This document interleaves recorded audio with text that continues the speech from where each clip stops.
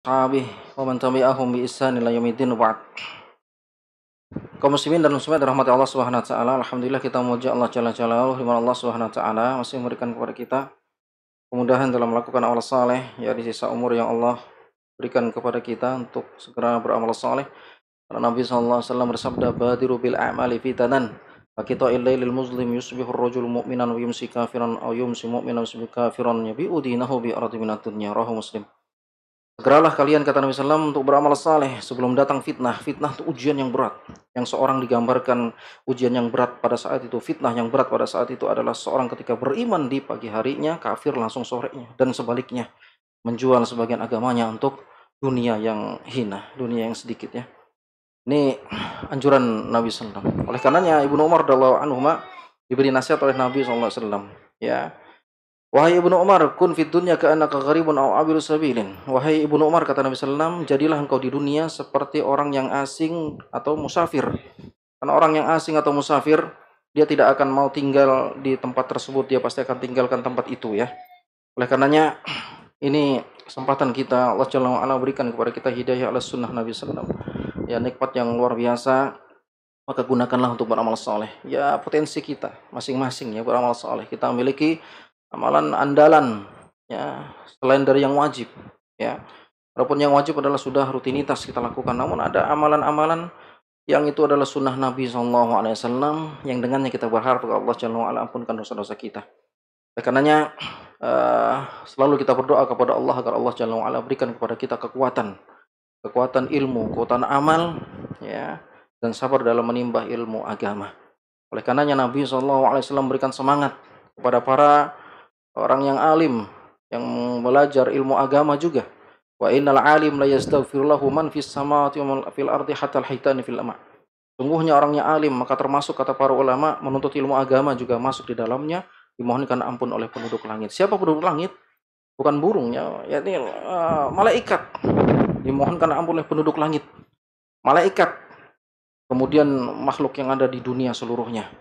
Ya, mereka mohonkan ampun kepada orang yang alim, orang yang berilmu, dan termasuk juga orang menuntut ilmu agama sampai ikan-ikan yang ada di lautan pun mohonkan ampun. Kita inginkan itu, Pak. Karenanya manfaatkan sisa umur kita ini ya, untuk banyak beristighfar kepada Allah Subhanahu wa taala, beramal saleh. Inilah mukaddimah awal sebelum kita lanjut pada kitab Min Ajaibid Du'a. Baik, kita melanjutkan sampai kepada halaman yang ke 64 ya. Dari masih juzul awal, juz yang pertama dari Min Ajaibid Du'a, kitab Min Ajaibid Du'a, karena Min Ajaibid Du'a ini ada dua kitab ya. Yani doa Khalid bin Walid. Kita kenal Khalid bin Walid radhiyallahu anhu, Saifullah. Ya, digelari oleh Nabi sallallahu alaihi wasallam Saifullah, pedangnya Allah Jalla wa ala. Ya, doanya Khalid bin Walid, mereka memiliki doa. Khalid bin Walid ini terkenal dengan panglima, tidak pernah kalah ya. Kalahnya itu ketika masih musyrik, perang Uhud. Itu aja, ketika masuk Islam tidak pernah kalah ketika memimpin perangan. Ya, memimpin peperangan. Bagaimana doanya? An-A'mash, Anil A'mash, an Khuzaimah, dari A'mas, an Khuzaimah, dari Khuzaimah, qala, dia berkata, ata Khalid ibnu Walid, ya, radhiyallahu anhu bi rajulin ma'ahu ziq khamrin wa huwa wi'a. Wi'a ini jamaknya awiyah. Ya, awiyah. Ya. Yahmilu fihi al-khamr. Faqala Allahumma ja'alhu asalan, fasara asalan. Ya. Diceritakan oleh A'mas an Khuzaimah, Khalid ibnu Walid datang bersama seseorang dengan membawa ziqal khamrin, yaitu wi'a itu kayak ina ya, bejana. Yang di dalam bejana itu khamr. Ya, kullu khamrin, setiap khamr yang memabukkan adalah haram ya kan? Haram. Kemudian ketika khamr ya yang dibawa di dalam bejana tersebut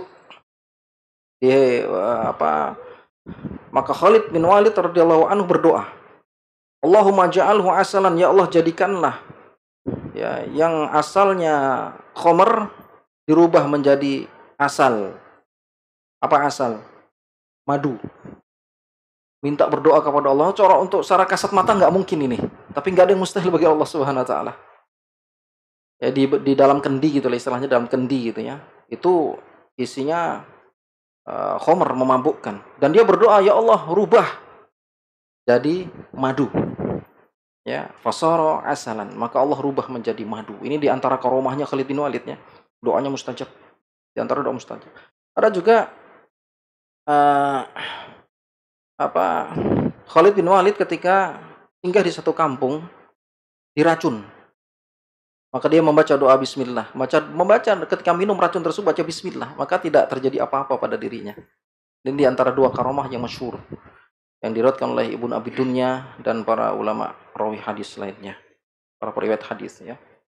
Inilah kaum muslimin Allah Subhanahu wa taala, doa-doa yang diijabahi Allah Subhanahu wa taala. Karenanya man sarrahu ayastajiballahu lahu min kulli karbin, ya, siapa yang dia ingin doanya dikabulkan Allah Subhanahu wa taala, maka hendaknya lah dia banyak berdoa, falyuksir fid du'a, falyuksir doa fir raha, hendaknya lah dia banyak berdoa ketika waktu yang senggang. Khalid bin Walid radhiyallahu anhu, ini sahabat yang luar biasa yang tidak mau yang menimbulkan fitnah dan yang lainnya. Ya, pernah ketika memimpin perang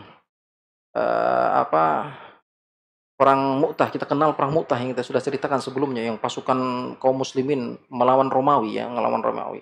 Persia yang Heraklius yang dipimpin oleh raja namanya Heraklius. Yang Heraklius ini pernah dikirimi surat oleh Nabi sallallahu alaihi wasallam dan itu Bukhari. Bismillahirrahmanirrahim min Muhammadin abdillahi wa rasulih ila Herakl min azimur Rum. Ya, salamun ala man ittaba'al huda. Amma ba'du fa inni ad'uka bidayatil Islam. Aslim taslam. Fa in tawallaita fa inna 'alaika itsmal arisiyin. Kemudian Nabi sallallahu bacakan ayat surah Ali Imran, ya ahlal kitab ta'alu ila kalimatin sawa'in bainana wa bainahum alla na'budu illallah wa la nusyrika bihi syai'an wa la yattakhidha ba'duna ba'dan arbab min dunillah. Ketika Nabi sallallahu mengirim surat ini, cerita tentang awal dari peperangan Mu'tah. Ketika Nabi sallallahu mengirim surat kepada Herakl berdakwah sebagai keselamatan sejahtera bagi orang yang mengikuti petunjuk Islam. Amma ba'du, sungguhnya aku menyuruh kepadamu wahai Heraklius, masuk Islam, maka engkau akan selamat. Yu'tikallahu ajraka marratain, maka Allah akan berikan engkau 2 pahala. Nah, orang Nasoro ketika masuk Islam, dia dapat 2 pahala. Maka jika engkau menolaknya, maka engkau menanggung dosa rakyatmu. Kemudian dia membacakan firman Allah Jalla wa'ala Nabi sallallahu, wahai ahlul kitab, kembalilah kepada kalimat yang satu yang kita sepakati untuk tidak menyekutukan Allah Jalla wa'ala dengan sesuatu apapun, menyembah hanya kepada Allah Jalla wa'ala, dan tidak boleh menjadikan di antara kita sebagai Tuhan tandingan selain Allah Jalla wa'ala. Namun dia merobek surat Nabi sallallahu, maka terjadilah perang Mu'tah. Yang saat itu pasukan kaum muslimin hanya 3.000, Pak, melawan berapa? Melawan berapa? 200.000. 3.000 melawan 200.000. Berapa banding berapa itu? Yang pasukannya pertama adalah Rawahah, Ibnu Rawahah. Meninggal, ada 3 panglima perang meninggal langsung saat itu. Khalid bin Walid enggak ditunjuk sebagai panglima perang karena baru 3 bulan masuk Islam. Kemudian Ja'far meninggal juga. Ya, kemudian anak angkatnya Nabi sallallahu, siapa anak angkat Nabi sallallahu? Itu sebagai panglima ketika ini meninggal gantikan ini. Siapa nama angkat anak Nabi sallallahu yang satu-satunya sahabat yang disebut dalam Al-Qur'an? Zaid bin Harisah. Itu satu-satunya sahabat. Kalau ada pertanyaan, siapa nama sahabat satu-satunya disebut dalam Al-Quran? Dia, Zaid.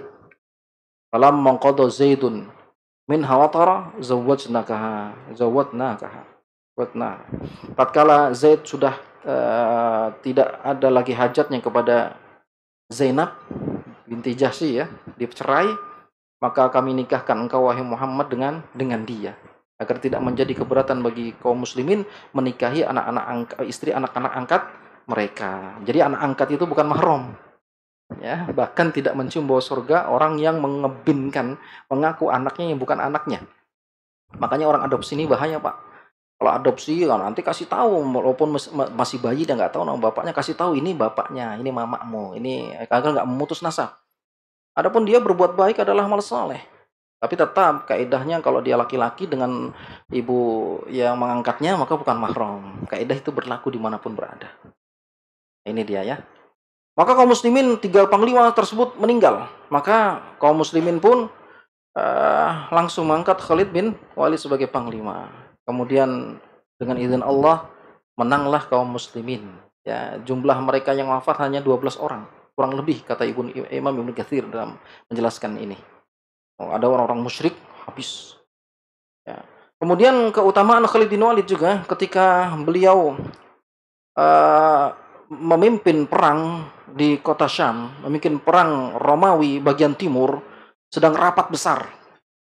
Ya, sedang rapat besar ini, rapat besar untuk menyusun strategi untuk memerangi Romawi bagian timur.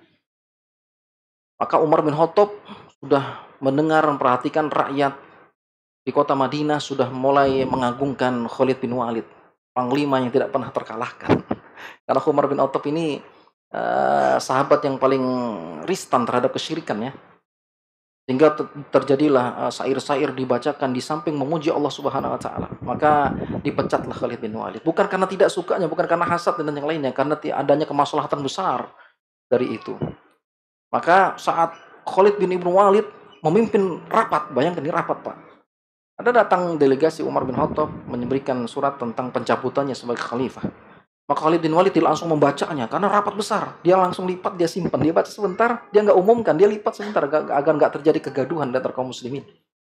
Dan dia pun ikut perang. Dilanjutkan rapatnya, ikut perang juga. Awal perdana menghantam Romawi bagian timur. Setelah itu dia ke Madinah. Tanya konfirmasi kenapa dicabut ya sebagai khalifah, apa salahnya? Ternyata Umar bin Khattab punya alasan luar biasa. Aku inilah tugasku, Umar yang lemah katanya. Agar menyelamatkan manusia dari kesyirikan. Karena engkau sudah mulai diagung-agungkan, disebut, dibikin syair di samping memuji Allah Subhanahu wa taala. Maka lapang dada. Ya, Khalid bin Walid lapang dada luar biasa. Maka dia pun kembali ke Syam untuk berperang sebagai prajurit. Ya, qadarullah Allah menangkan dengan izin Allah Subhanahu wa taala. Ini membuktikan kemenangan itu bukan karena manusia, ya. Itu dia ya. Kadang-kadang kita ini memiliki kesuksesan kita, oh ini karena sebabku nih. Ini bukan karena ini karena aku nih. Ini Masya Allah luar biasa ini ya. Ini ujian tauhid memang. Oleh karenanya tauhid ini kesyirikan ini ristan ya. Oleh karenanya Nabi sallallahu alaihi wasallam bersabda asyirku fikum akhfa min dabin nafsi as-sada fi zumatin asyirku fikum akhfa min dabibin namati as-sada ala sifatin sada fi zumatil lail. Syirik di tengah kalian itu kata Nabi sallallahu alaihi wasallam lebih halus dari langkahnya semut yang berjalan di atas batu yang hitam di kegelapan malam. Risiko sekali kita kena kesyirikan. Kecil. Bahkan waniddu ayyakula al-insan laula fulan qatalani fulan. Dan termasuk dalam kesyirikan itu dalam sabda Nabi seorang mengatakan kalau bukan karena si fulan aku telah dibunuh oleh si fulan. Ini banyak kata-kata kalau nih. Untung ada bapak tadi. Waduh kalau aku jatuh syirik, Pak. Kristannya tuh antum jangan pede belajar tauhid bolak-balik kita usul salat saya ulang kita tauhid pokoknya kita tauhid antum pede bebas dari kesyirikan jangan. Bagaimana sahabat Nabi sallallahu alaihi wasallam ristan terhadap kesyirikan. Makanya pelajarin terus, Pak. Berdoa kepada Allah agar Allah manfaatkan ilmu kita ini sehingga dimanapun kita berada muwahhid bertauhid kepada Allah. Kasih ujian tauhid kepada Allah, minta kepada Allah Subhanahu wa taala. Ini kalimat yang sering ini jatuh kepada kesyirikan. Kalau buka untung aja ada bapak tadi ya. Nah ini dia. Kalau enggak ada, waduh, selesai aku sudah nih. Nah, untung. Ada kali ya kata-kata untung, laulah. Kalau bukan. Cuman syaratnya yang kata-kata untung ini disertai dengan penyesalan. Nah, kita rata-rata kalau ada kalimat untung pasti penyesalan, Pak. Ya kan? Kenapa tadi enggak begini ya? Itu nyesal mesti. Ya kan? Itu boleh diucapkan kalau tidak ada kata-kata, kalau tidak ada dibarengi dengan penyesalan, itu boleh. Tapi rata-rata nyesal. Kenapa, Pak? Aku tadi sudah bawa ini. Nah, nyesal dia. Kenapa aku? Kata orang kan istrinya, kenapa aku nikahin dia? Padahal anaknya udah 10. Nah, gitu ya. Nyesal dia. Ini jatuh kepada kesyirikan. Hati-hati, Pak. Makanya kita berdoa terus agar ilmu manfaat, doa dikabulkan. Kita sering ulang-ulang doa itu. Untuk berlindung dari 4 hal ya kan. Allahumma inni a'udzubika min ilmin la yanfa wa min qalbin la yakhsha, min nafsin la tashba, wa min da'watin la yustajabu laha. Ini diamalkan ini doa. Pembahasan bab doa. Ya Allah, aku berlindung kepadamu dari ilmu yang tidak bermanfaat, dari hati yang tidak khusyuk, enggak fokus ketika sholat, enggak fokus, ya kan? Dari apa? Dari hati yang tidak, dari jiwa yang tidak pernah puas. Jiwa enggak puas, kurang terus, enggak puas. Mencari ini, enggak puas. Tenangan enggak ada, enggak puas dia. Ya kan? Kemudian yang keempatnya dari doa yang tidak dikabulkan. Ini doa terus, Pak. Ya kan? Doa terus. Agar ilmu kita bermanfaat. Coba lihat para sahabat Nabi SAW, ya, beliau disebutkan doa-doa beliau, mereka adalah mustajab. Oleh karenanya kita diperintahkan untuk mengikuti mereka. Ya, was-sabiqunal awwaluna minal muhajirin wal ansar walladzina tabauhum bi ihsanin. Tidak mungkin kita jadi berharap Allah ridhoi kita, masukkan ke dalam jannah, menjadi sahabat. Enggak ada, sahabat sudah meninggal, muhajirin ansar sudah meninggal. Yang ada adalah ketiganya ini. Mengikuti mereka dengan benar, enggak ada lagi cara lain. Mengikuti mereka dengan benar, bagaimana bertauhidnya mereka, bagaimana beribadahnya mereka, bagaimana muamalahnya mereka. Gitu ya. Ini apa, semangat kita. Makanya kalau tidak ada pada sahabat ini apa ya? Bukan manhaj namanya. Ya namanya istihadiyah. Makanya kalau seandainya itu baik, maka para sahabat yang duluan merayakannya. Tapi karena itu nggak ada pada sahabat paling cinta, intinya klaim cinta sama Nabi, lakukan perayaan ini, perayaan itu, ya kan? Para sahabat ribuan, jutaan jumlahnya, nggak ada satupun yang merayakan seperti itu, padahal mereka paling cinta kepada Rasul. Jadi benteng, hartanya dilimpahkan sebagian bahkan seluruhnya. Tidak ada merayakan acara itu. Kalau ada memang benar acara itu sahih dari Nabi SAW, bukti cinta kepada Nabi SAW, maka mereka lah yang duluan melakukannya. 4 madhab, nggak ada satupun 4 madhab ini merayakan acara tersebut. Acara-acara yang tidak ada pernah dicontohkan oleh Nabi SAW dan juga para sahabatnya. Ya kalau memang terpaksa untuk merayakan hal tersebut, ya harusnya dipaksakan, harusnya puasa sebagaimana Nabi SAW puasa, ya kan? Puasa. Kemudian tidak boleh jatuh kepada yang haram di dalamnya. Ya, sehingga kita pun meninggal di atas sunnah Nabi SAW. Allahumma amin. Ikuti sunnah-sunnah Nabi SAW sebelum datang fitnah-fitnah yang seperti potongan malam, yang seseorang beriman ketika paginya, kemudian sorenya kafir, dan sebaliknya menjual agamanya untuk sebagian dunia yang terhina. Maka belajar ilmu sungguh-sungguh dan banyak berdoa, ya, agar kita dapat ilmu langsung kita amalkan. Maka oleh karenanya kita tidak boleh meremehkan satu amalan yang sedikit. Kadang-kadang kita ini meremehkan amalan yang kecil. Ya, amalan yang kecil kita remehkan. Seperti tadi kalimat yang mengandung syirik kecil, tapi dosanya besar, lebih besar dari dosa berzina. Kalau bukan karena inti. Ini kalimat banyak ini. Ataupun kebaikan yang lainnya, jangan remehkan dosa kecil dan jangan remehkan amalan kecil.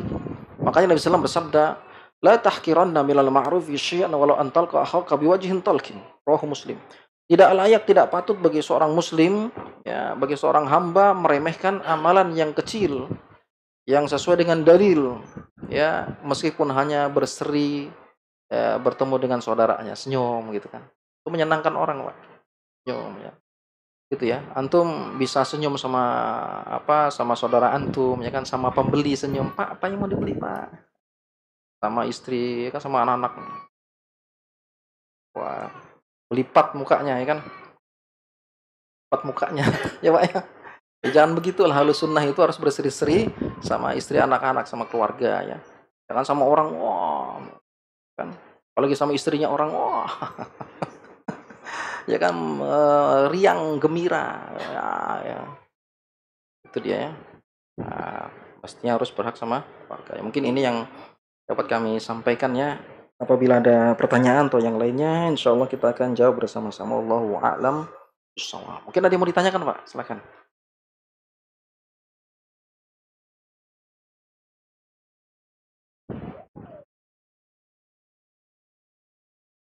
Ya,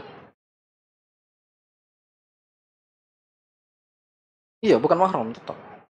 Kecuali kalau itu yang mengangkatnya, anak angkatnya adalah bibinya. Bibinya mahram. Ya kan? Berarti dia keponakannya ya? Ya, gitu ya. Itu mahram. Kalau bibinya perempuan, dia mengambil laki-laki. Jadi bagi bapaknya, bapak angkatnya aman. Ya bersentuhan, nggak masalah ya. Yang sekarang jadi masalah itu kalau bersentuhan, yang bukan mahram karena dosa besar. Nabi SAW menyebutkan apa eh, min hadidin, apa namanya, besi yang ditancapkan di ra's, di kepalanya itu lebih baik daripada dia menyentuh wanita yang bukan mahramnya. Maka pelajarin siapa mahram-mahram kita, termasuk saudara sesusuan, Pak. Ada riwayat dari Aisyah radhiyallahu anha, itu dulu persyaratan saudara persusuan itu 5 kali, 6 kali, 10 kali susu. Kemudian di nasih, dihapus jadi 5 kali susu. Jadi kata Imam Ibnu Katsir, yang menjadi mahram itu bayi yang belum umur 2 tahun. Nanti kalau dia netek jadi mahram, nanti istri antum jadi mahram, kan kacau kan? Maka ada aturannya. Ya kan, maka ada aturannya dalam Islam, nggak sembarangan. Ya kan, maka sebelum dia umur 2 tahun, kalau 2 tahun lebih sudah nggak dianggap. Jadi sebelum dia umur 2 tahun, dia menyusu sama orang lain, 5 kali susuan, maka dia menjadi mahram susuan. Maka ma yuhramu fir radha, yani apa, yuhramu fin nasab, minan nasab. Maka apa yang diharamkan nasab dari sesusuan, jadi yang disusuin itu apapun yang mahramnya, maka menjadi mahram bagi anak yang disusuinnya. Jadi kalau 5 kali itu contohnya apa namanya, nyusuk gitu ya, Nah, kemudian dia lepaskan susuannya tanpa diganggu apapun. Artinya dia lepas karena kenyang kan. Itu hitungan satu. Dia bukan nyusuk, nah bukan. Itu aturan dalam Islam. Dijelaskan dalam tafsir tersebut. Surah An-Nisa ayat 23 ya 24. Jadi dia nyusu, kemudian dia lepas sendiri. Ya, tanpa diganggu gitu. Terus dia nyusu lagi, lepas. Itu tangan 1, 2, itu sampai 5 kali. Kalau 5 kali jadi saudara persusuan. Jadi apa yang jadi mahram ibu susuan seperti bapak, paman punya apa cucunya, itu semua mahram bagi yang menyusui. Adapun saudara yang menyusui ini bukan. Orang tua yang menyusui ini enggak masuk. Orang yang khusus yang disusuin saja. Bisa paham ya? Pelajarin mahram-mahram nih Pak, jangan sampai dari kampung ini kan biasa kalau di apa lagi apa tuh petani kan, di mana di sawah biasanya dititipkan sama bayinya tuh sering tuh. Maka ini saudara susuan, perhatikan siapa mahramnya ibu itu. Kenapa? Enggak langsung di mana?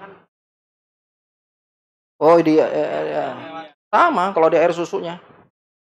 Iya, asal dia air susunya. Ya, asal dia air susunya.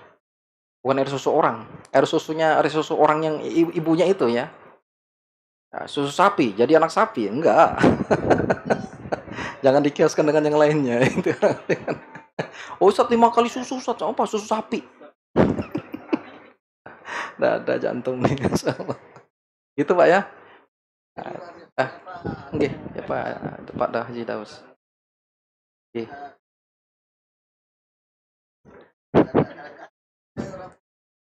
Iya betul. Saudara.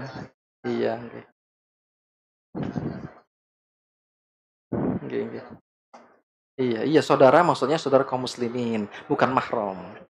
Gitu ya, saudara kaum muslimin. Artinya mentang-mentang saudara, wih, waduh kasus ini nih. Dengan peluk-pelukan kan, wah, enggak. Namanya saudara, saudara sama kaum muslimin. Adapun mahram ada aturan. Mahram ini nanti dia sangkut pautnya dengan waris, ya kan? Bolehnya menyentuh gitu ya. Itu ya, Pak Haji lah. Ya mungkin ini sampaikan masuk waktunya. Maaf atas kekurangan. Subhanakallahumma bihamdika asyhadu an la ilaha illa anta astaghfiruka wa atubu ilaik. Assalamualaikum warahmatullahi wabarakatuh.